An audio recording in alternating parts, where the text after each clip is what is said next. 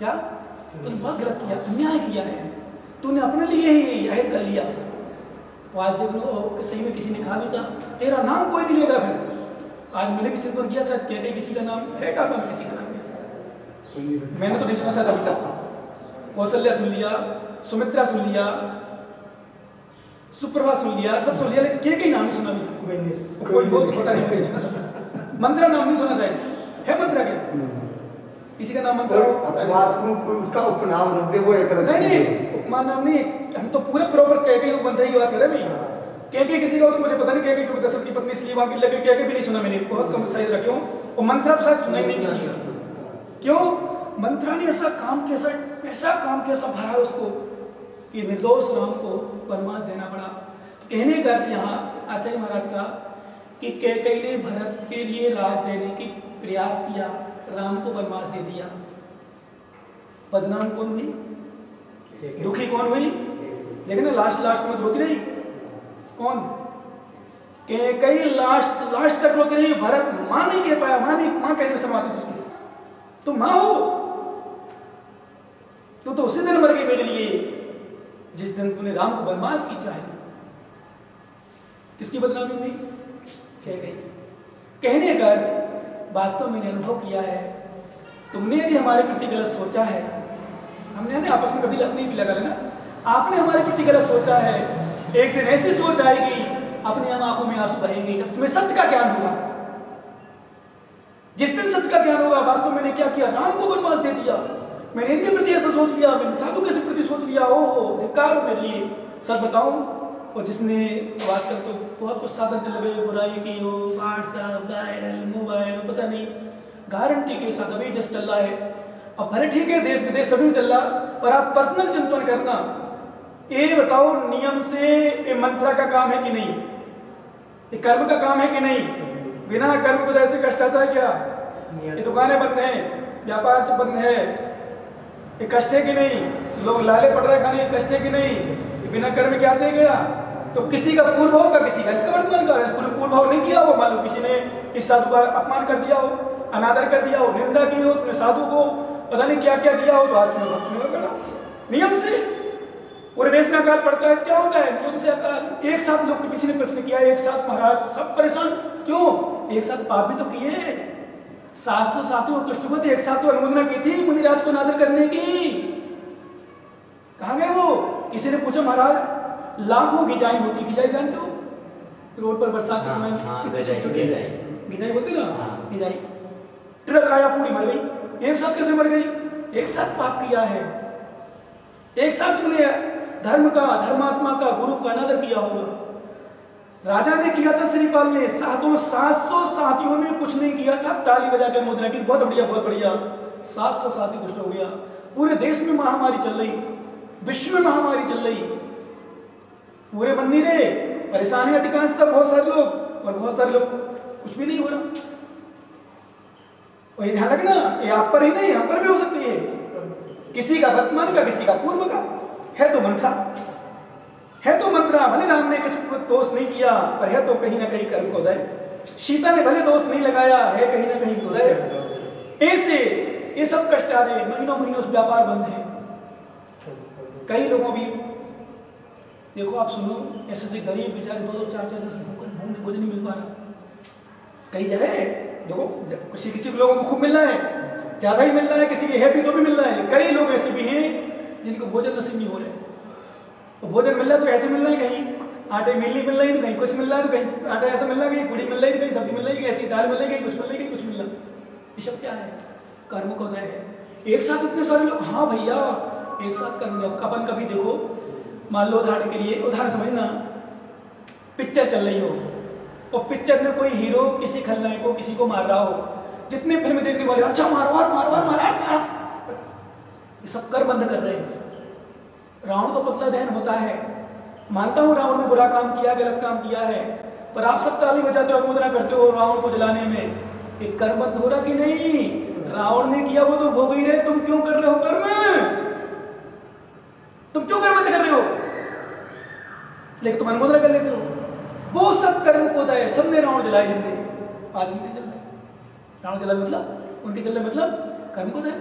ऐसे किसी धर्म पर, धर्मात्मा पर, किसी गुरुओं पर एक साथ किसी ने अनादर, बुराई, बदनामी, कुछ भी मान लो किया, उसका कर्म कहाँ जाएगा? वो तो मिलेगा। इसलिए कर्म कहता है उसको करने वाले के प्रति भी गलत मत सोचो। क्या? उसके प्रति भी गलत मत सोचो। क्यों? उसका कर्म उससे भागेगा। राम ने न कैकेयी को दोष दिया, न दशरथ को दोष दिया, न किसी को दोष दिया। वो लक्ष्मण के साथ में चले गए। राम ने क्यों दोष नहीं दिया? पारसनाथ को दोष क्यों नहीं दिया कमठ को? कमठ के जब कमठ तपस्या करने लगा था, शिला लेकर के पारसनाथ समझाने गए थे तो पढ़ दिया था, तो ही परिणाम खराब नहीं किए, तो उनको अच्छी गति मिली। तरह आदमी घूमता रहा, कितनी बार मेरा किया। त्रिमूलम पातन पदाभ्याम संगम विपात, जो करेगा। हमने एक दृष्टांत दिया था आपको, भैया ये सच है, हम किसी के ऊपर कीचड़ उछालेंगे या कीचड़ डालेंगे उठा के, तो हमें तो पहले लगेगा ना, दूसरों को लगे ना लगे। आचार्य महाराज दिया दृष्टांत, एक गाथा दी है, आतदानो यथालोहम परदाहे कोपता स्वयं दहते पूर्वम परदाहे विकल्पनम। क्या लिखा?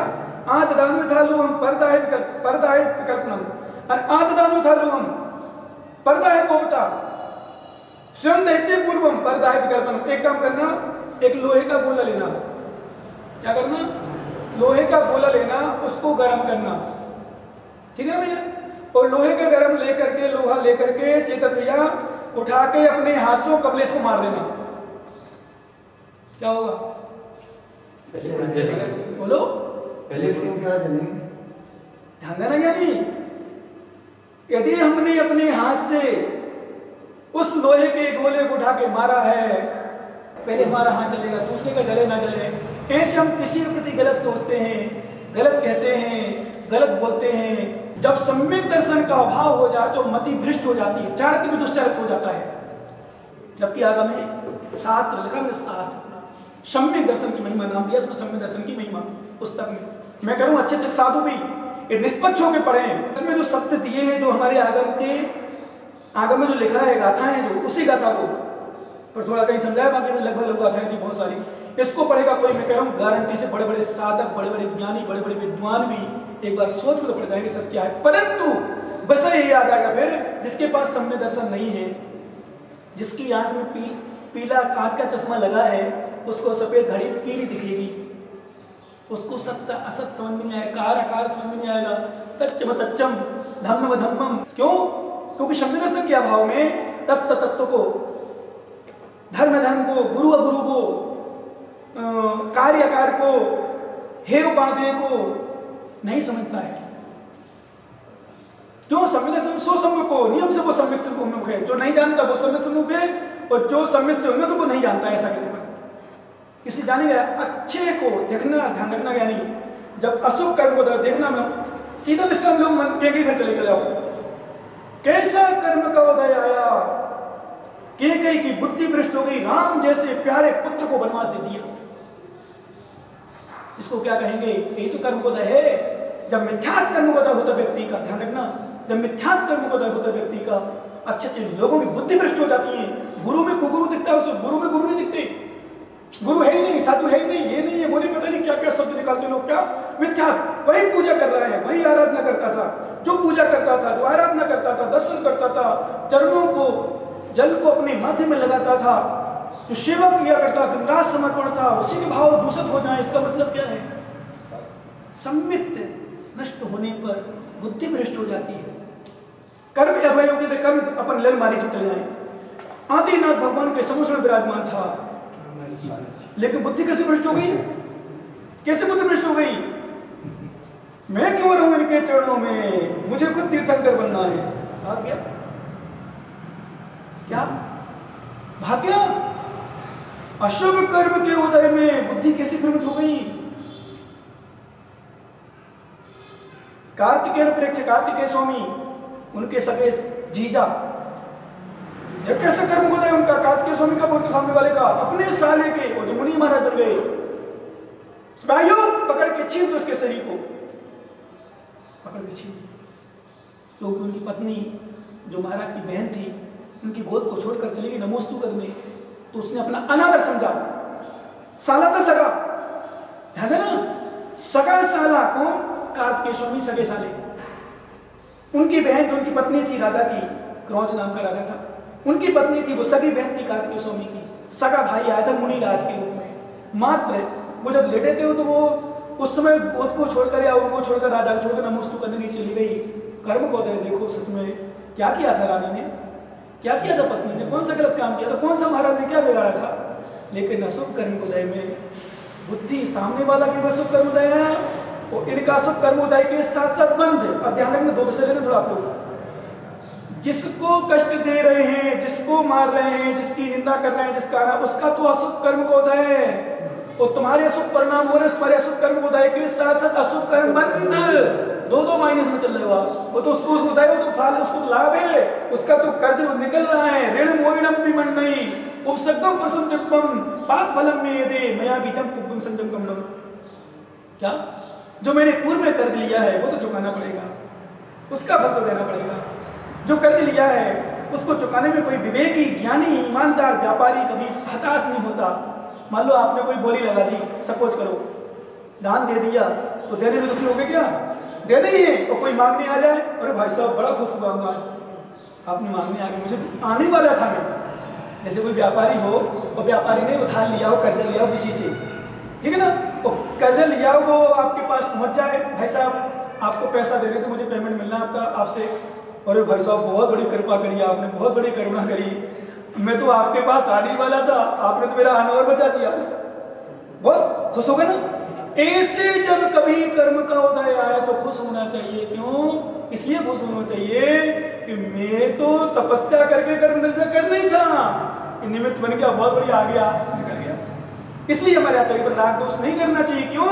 एक गाथा और अपन देख लें क्योंकि विषय अच्छा चल रहा है। विषय के साथ साथ अपन को बढ़ाना भी आगे बहुत अच्छा मार्मिक विषय ध्यान रखना।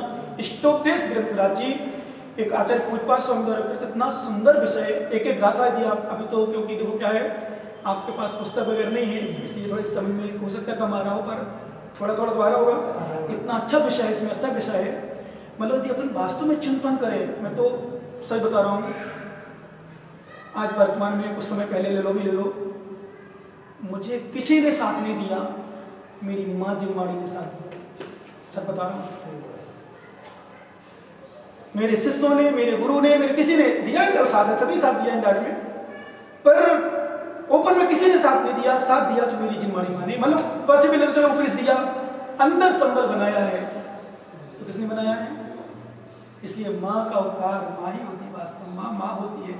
एक जन्म देने वाली माँ आप लोग जानते हो, इतना उपकार होता है एक जिम्माड़ी माँ, और वास्तव में जिम्माड़ी माँ बहुत कुछ देती है। और मेरे लिए तो अब आज जो साधना, ध्यान आदि की वृद्धि, वो कितने भी कष्ट आ जाए, सच बता रहा हूँ, मैं पूरा प्रयास करता हूँ रामदेव सहन करने का। अंदर बात बता रहा हूँ, कोई भी कष्टों पे भी समस्या है, ठीक है, देखो पंचम काल है, थोड़ा बहुत मैं नहीं कहता हूँ सर्वथा कि नहीं बिल्कुल क्षमता बनी रहती है, ऐसा भी नहीं कहूँगा, पर जिनमानी माँ इतना संबल देती, इतना समझाती है। मैं कभी मान लो इसको डांट दूँ, उसको डांट दूँ या आपको कुछ बोल दूँ, मैं बाद में चिंतन करता हूँ, इसमें मैंने कभी इनको समझाते तो बोलते तो विषय में, अरे मैं सोचता नहीं यार इतनी सेवा कर रहे हैं, क्यों करूँ? कौन ने दिया मुझे बुद्धि? जिनमानी। जब कभी कोई विषय आता है, इतना कष्ट आया, कितना कष्ट आते हैं, कई प्रकार कष्ट आते, मुझे खान मुझे पता 5 ऑपरेशन हुए मेरे जीवन में, 5 मैं तो भोगा हूँ। और मैं सब बता रहा हूँ, जिनमानी मेरे सामने, विश्वास कर लेना, मैं हमेशा भगवान के सामने प्रार्थना करता था, अभी भी करता, भगवान जितने कष्ट आना हो, जितने मैंने कर्म किए हों, वो सब कर्म इस पर्याय में निकल जाए, पूर्व के कई भाव के कर्म इस पर्याय में निकल जाए, क्योंकि आज मेरे अंदर शक्ति है। शक्ति मतलब झेलने की क्षमता, भाव बनाने की। मेरे परिणाम अच्छे हो जाते हैं। कभी कभी कोई कष्ट, कोई भी बुराई करता, गलत कहता, गलत अनादर करते, कुछ भी कह दे, आहार में कुछ ना मिले, परेशानी आए, कंठ सूखे, अंतराय हो जाए, कोई भी समस्या है, सब बताऊं, चिंतन कर लेता हूँ। ठीक है, जितनी शक्ति उतना, बस उपवास आदि ज़्यादा नहीं कर पाते हैं, क्योंकि एक तो एक उपसर्ग होता है, एक परिचय होता है, ध्यान रखना। परिचय झेलते हैं, उपसर्ग आते हैं, तो जो आते हैं उनको झेल लेते हैं। परिचय में जितनी शक्ति हमारे आगे मिलेगी, जितनी शक्ति उतना झेलना, मतलब जैसे उदाहरण के लिए उपवास करना है, ठीक है, अंतराय हो जाए तो परेशान नहीं, लेकिन भाई ठीक है आहार करो, साधना करो, बस उद्देश्य रहता हमारा साधना का। उपवास करके जी सामाजिक नहीं हो रही, परिणाम दूषित हो रहे हैं, कुछ हो रहे हैं, तो भाई आहार करो, साधना करो, बस ये लक्ष्य होता है। इसलिए कहने का मतलब मैं भगवान से निरंतर प्रार्थना करता हूँ। जब भी भगवान के चरणों में जाता हूँ, एक सबसे बड़ी प्रार्थना, दो प्रार्थना करता हूँ। भगवान आप जैसे परमात्मा बनने की नमस्कार, नमोस्तु। और भगवान जितने कर्म हो पूर्व में, इस पर्याय में, जैसे भी कर्म कभी किसी पर्याय में किए हों, इस पर्याय में निकल जाए, मेरा कर्ज यही चुक जाए, क्योंकि अगली पर्याय पता नहीं कौन सी मिलती है, कैसे मिलती है, वो कहाँ जाता हूँ, क्या भाव बनते हैं। आज तो क्षमता भी है, क्षमता भी है, सोचने की, समझने की शक्ति भी है, अच्छे समय है, अच्छा भाव है, अच्छे परिणाम है, आगे पता नहीं क्या होता है। इसलिए भगवान हे जिनवाणी माँ, जो भी कर्म हो सब निकल जाए, निरंतर चिंतन करना आप लोग भी, क्योंकि कर्म तो निकलेगा, कर्ज लिया है देना तो पड़ेगा, इस पर्याय में नहीं चुका, अगली पर्याय में चुकाना पड़ेगा, नियम से देना पड़ेगा। इसलिए एक सूत्र आचार्य महाराज क्या कह रहे हैं? आचार्य महाराज, राग द्वेष द्वे दीर्घ नेत्राकर्षण कर्मणा अज्ञानात् सुजनम जीवा संसाराधो विमस्तव। अब व्यक्ति जब कोई कष्ट आता है, परेशानी, राग द्वेष का ये मिल गया तो राग, वो मिल गया द्वेष, तो आचार्य महाराज राग द्वेष द्वे दीर्घ, राग द्वेष रूपी दो दीर्घ रस्सी, उनके द्वारा नेत्राकर्षण, नेत्र से आकर्षण कर्मणा, कर्मों का आकर्षण करता है। क्या करता है? किससे? सबसे ज्यादा कर्म का बंध राग द्वेष। रक्तो बंधति कम्मम मुच्यते जीवो विराग संपन्नो एसो जड़ोपदेशो समासितो बंध मोक्षाणम।